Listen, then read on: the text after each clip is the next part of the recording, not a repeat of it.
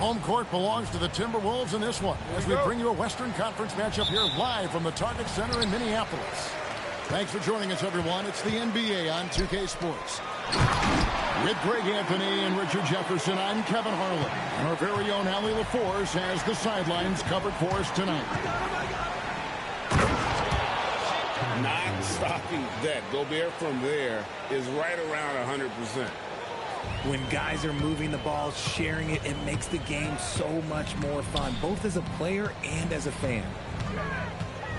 Now, here's McDaniels. The shot's good from DiVincenzo. Yeah, the drive to the bucket was great, but the finger roll was even better. Here's Thompson, and it's Thompson with the jam. And he's got rocket ship-like takeoff. Thompson can flat out fly. And so it's Randall bringing it up now for the Minnesota Timberwolves. Mr. Gobert out of bounds. Houston takes possession. There's one for the low light. Wow. I'm not sure who messed up the pass, but look, somebody did. Outside, Kevin Durant. And there's the call on Durant. That's his first foul. Oh, great defense there. Anticipated the play and got there first. DiVincenzo hits the bucket. Well, he is looking confident. Love how they're using him so far. Yeah, when he gets engaged this early in the game, it's bad news for the defense. He can roll this start throughout the rest of the game. Here is Edwards. The Rockets making the shot. Mr. Gobert. Back to McDaniel. Randall outside. 5 to shoot. There's the drive. Good for the basket. Starting off 1 for 1 with that shot. And when Randall gets rolling on the drive, there's almost no stopping him. His size and athleticism are going to get him to the hoop. And the shot goes down. And once he got to the 10, I think he was surprised to find himself that wide open. Easy possessions like that literally are just a gift. You just dream of them. You'll gladly take those.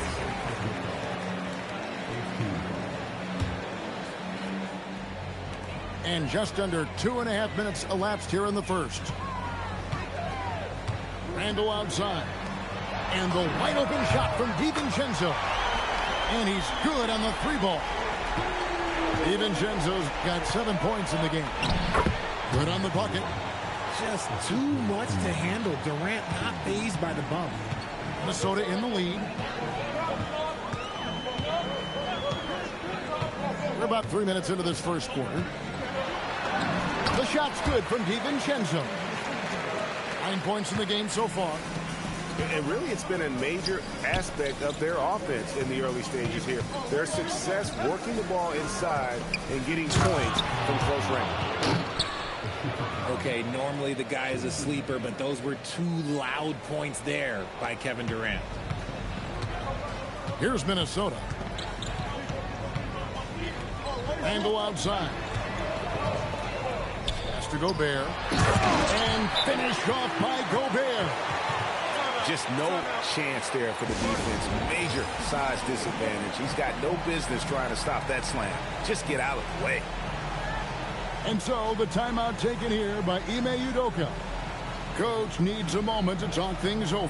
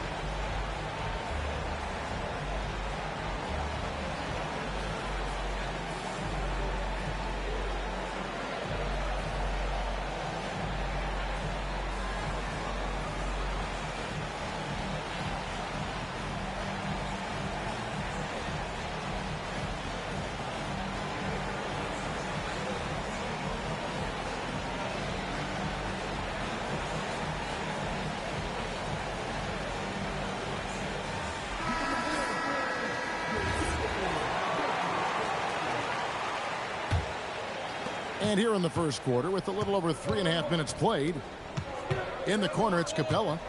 And the dunk by Capella. And how about his athleticism? For a big man, Capella is able to make plays above the rim. And Reed has it in the corner. Over Thompson. Back to Reed. Nifty move. That's in there. Conley with the assist.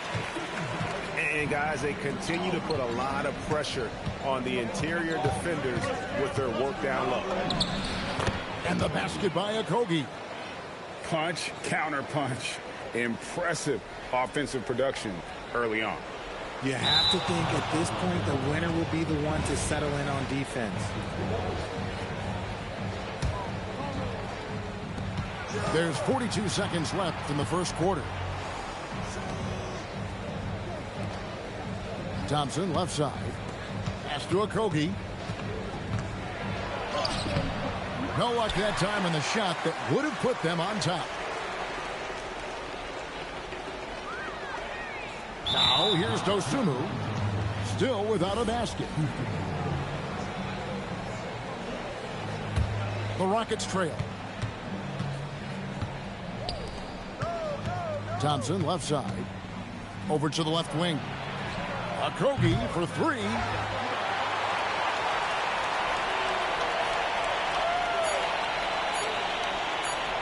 And they call the 8-second violation. Too much time getting it up court.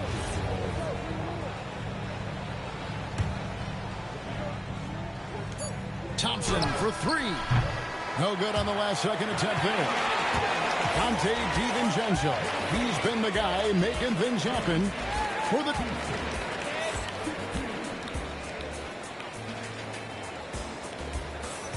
And we hope you're enjoying the game. Both teams tonight keeping things pretty even so far on the scoreboard. And some stats here, guys. The scoring breakdown for Minnesota. They've made a point to take what's given to them in the mid-range. The jumpers are falling for them so far. And the whistle blows. It's going to be on Reed Sheppard. That's his first foul.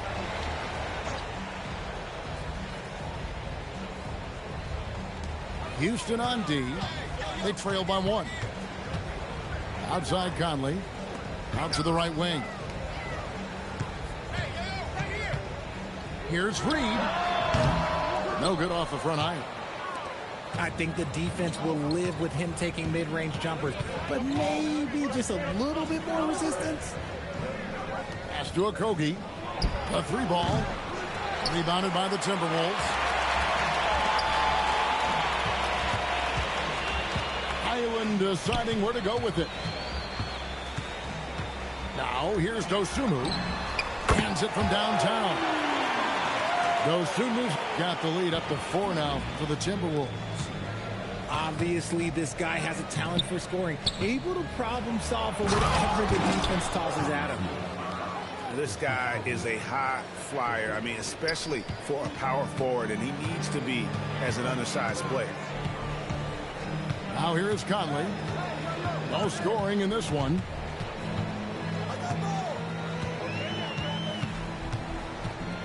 Randall outside. Shot clock at 6. Green with the rebound. And it's the Rockets with the ball. Pass to Sheppard. There's Okogie. And they're unable to get the tying basket there. Lets it go with the three. And again, Minnesota with the triple. Timeout. Yeah, and Conley just makes the game. Opioid addiction gets between you and what you love. Once monthly Sublocade may help you move forward in your recovery. Sublocade.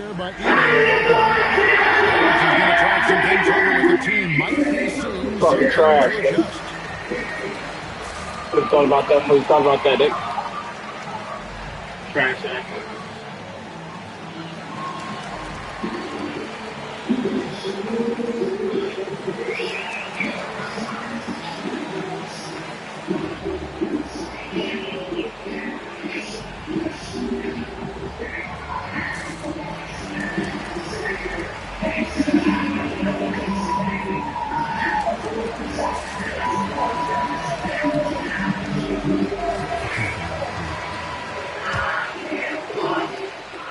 trail by 5. KD looking around. Classic. Let me talk to you on it. And go outside. Lays it up off the glass. And how about the touch there inside? And that's where Randall likes to get the ball. And you can see why. And finding his teammate in stride, he led his guy perfectly. Here is Edwards. Kevin Durant picking up that last basket. Defensive breakdown. Viper has set for oh shit, good shit, Lennox. This is cool as hell. A Randy Wilson as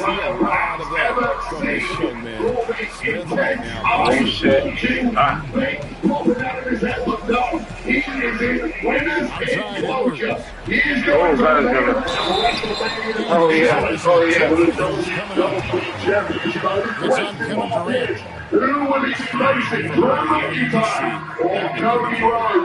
This is his first free throw of the game.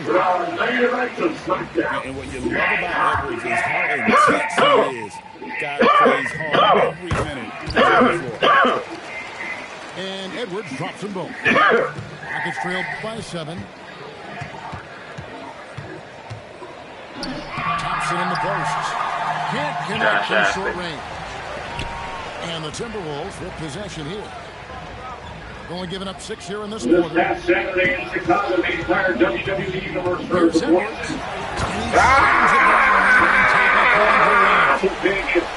For WrestleMania. Edwards is so fast in how he gets up to throw it. You know what it takes, Nick. That's to Sengun. And stolen by Gobert. Over Thompson. And finished off by Gobert. Nothing soft about the putback there. And why chance it, right? Take the dunk if you Whoa, Shepard did fuck y'all shit. For the putback and throw it down. The defense. Oh yeah, this was a big lift. Here's Thompson, and he uses the glass on the layup. It helps that Thompson can score with either hand close to the bucket. Defenders can't force him to one side or the other. Oh, here's Dosunmu. It's stolen by Smith. Durant in the corner.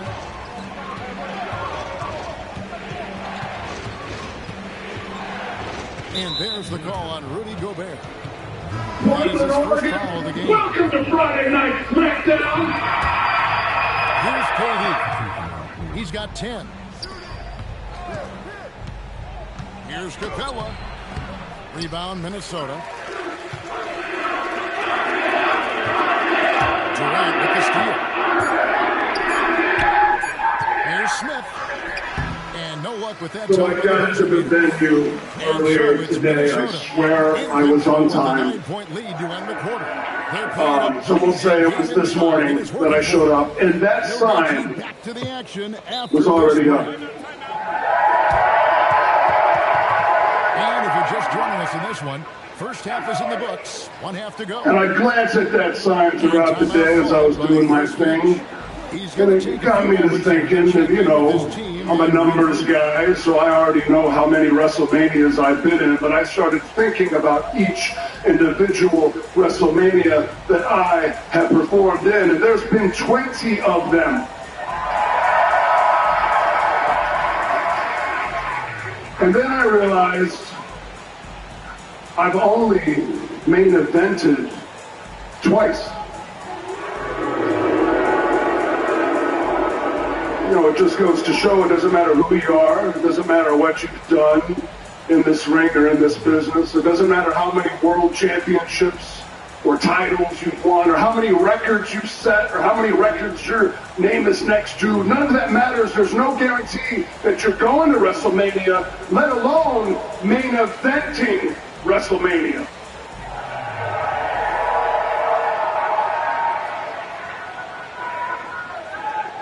But here we are. And I can officially say that Randy Orton is going back to the main event of WrestleMania. And so it's Durant with it. He'll bring it up for the Houston Rockets. 9-point game. Thompson outside. From outside the arc. Durant. And Durant is right there. Check it out. I've never been the guy to stand in this ring while I'm talking to you guys and say that I'm the best. I'm just not wired that way. But I do let my peers do the talking, and a lot of them, God, it blows my mind. A lot of them, they put me in that category. And men that I admired growing up, like Ric Flair, The Undertaker, Harley Race, they put me in that category. Hell, JBL used to sit at this desk week in and week out, and he'd look at me as I was in this ring doing my thing, and he would say, Randy Orton is what you get if you were to build a pro wrestler from the ground up.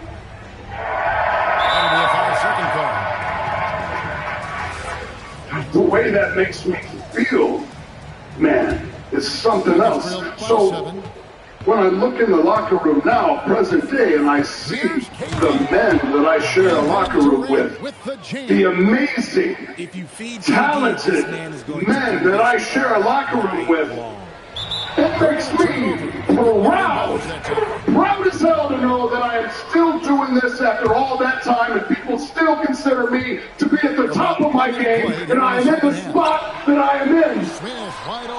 Trash ass, you still missing this shit, boo boy? Get this nigga man, Tommy, boo boy. Give me the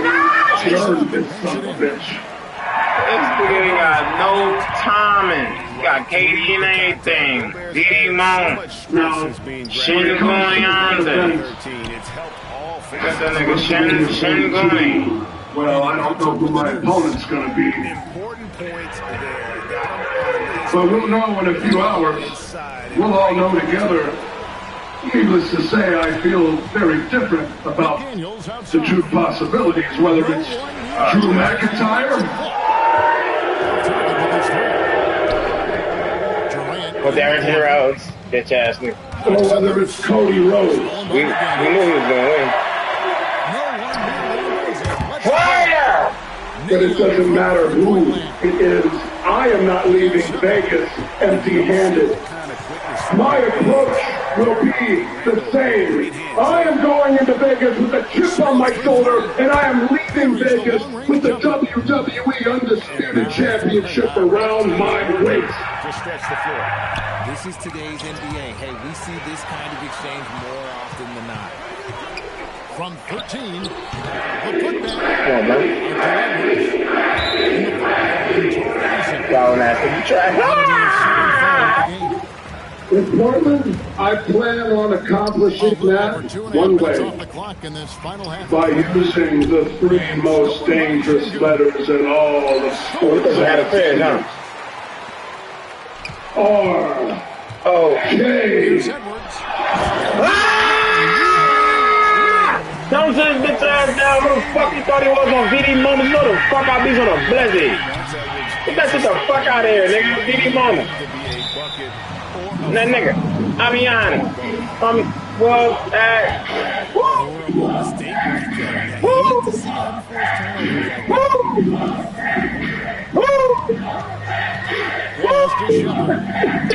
There's the triple. That's in, coming off the assist from Thompson. He's got his first bucket of the game, and he's on the board for three. Rockets trail by 4. Where you going, Nick? Where you going? Send going in. Oh, that ain't it. Yeah, you too far for that shit. Oh. Reporting to you live, the sexiest, the most entertaining superstar live, Trick Williams has finally arrived.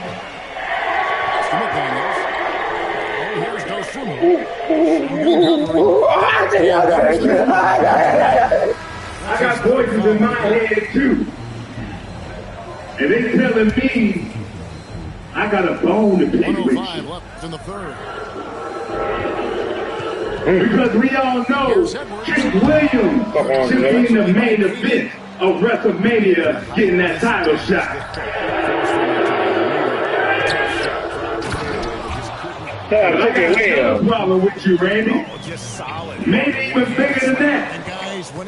You came out on Saturday. You came to my chamber. You said it on your tippy toes, and you said Trick Williams is 6'5". Yeah. Here he has it. Yeah.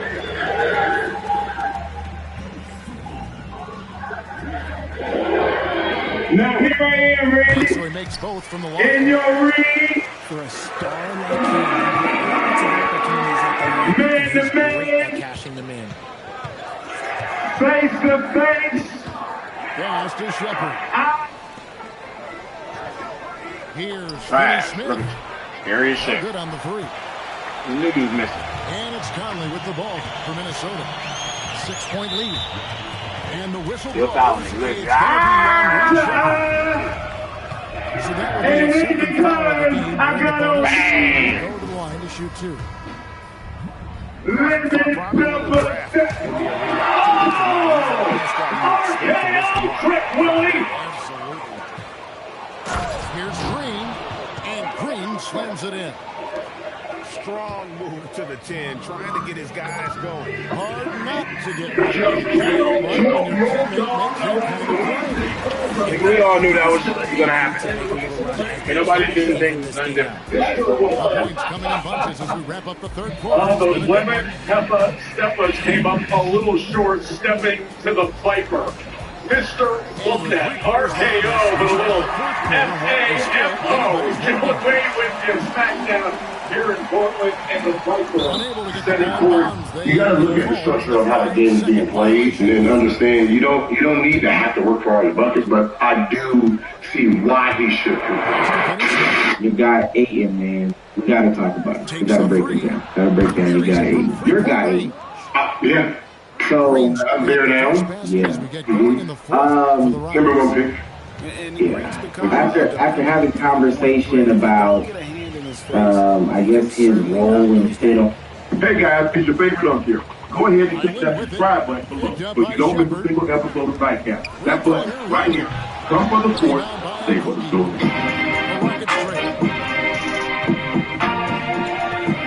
LeBron James breaks the all-time NBA field goal record with 15,838 field goals. Passing Kareem Abdul-Jabbar once again. Remember, he passed Kareem for the most point.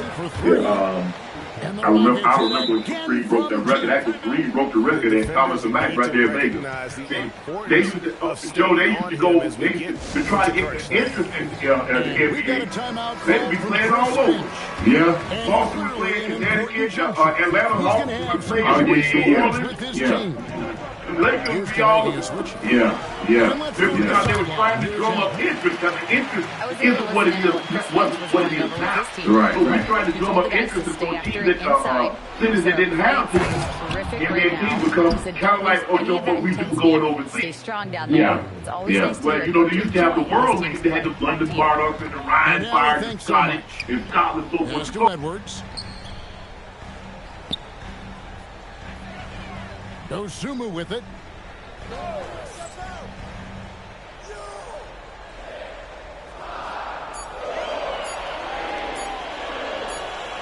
And they turn over the 24-second buzzer, signaling the shot clock violation. And that is...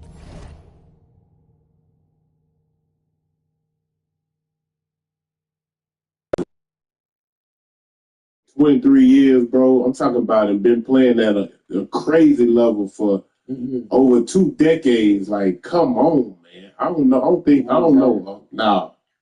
I don't know if we're going to see nobody get there, bro. The longevity that LeBron has had, because he's never had an injury that's kept him out a significant time to where he's had to miss like half a season or a season.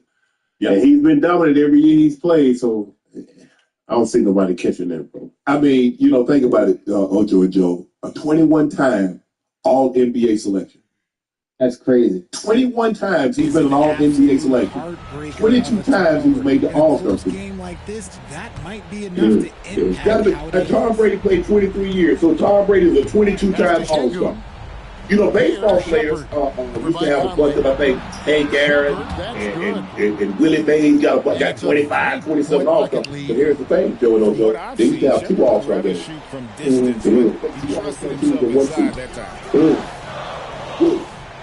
Oh, the rules were different back then. They used to have crazy rules back then. But to play at the level at which you play, think about it. Greatness is monotonous. It's boring. Just say, yeah, bring your own food, get up, get to shoot around, get your workout, practice, go home, sleep. Now, you got kids. Mama, you're going to have to make sure the kids quiet because you can't have any interruptions. Now, do that over and over. Think about it. Basically, you put this a situation where, like, you doing the same as Groundhog Day. Yeah, wake up and do the same thing. Just a chat. Stay with this a second. Just imagine if you had to get up and do the same thing over and over and over again. Even if you say, well, if I was making this, I was making that. It's easy to say if you was making this. Because here's what I thought. You're making the money you're making now. And you do this probably thought you were making this for kids. And you can't do the same thing over and over again. Same thing over and over and over and over and over for 23 years. Yeah, some people have been bored. It's greatness is bored. And we talk about 23 years, to give everybody perspective. I'm not sure how many people in the chat, but think about all the people in the chat when the New Year's hit. How many of you said New Year's we in the month of March? I guarantee you, 98% of y'all have that resolution was going to shit. It's going to the wayside. Because you're able to do it when the New Year first started off. Hey, and Joe, in the gym, everybody wanting their mom in the gym. It's crying. They on the weight bench. They all in the weight. You can't get on nothing. Hey guys, it's your favorite up here. Go ahead and click that subscribe button below so you don't miss a single episode of Nightcap. That button right here. Come for the fourth, stay for the story.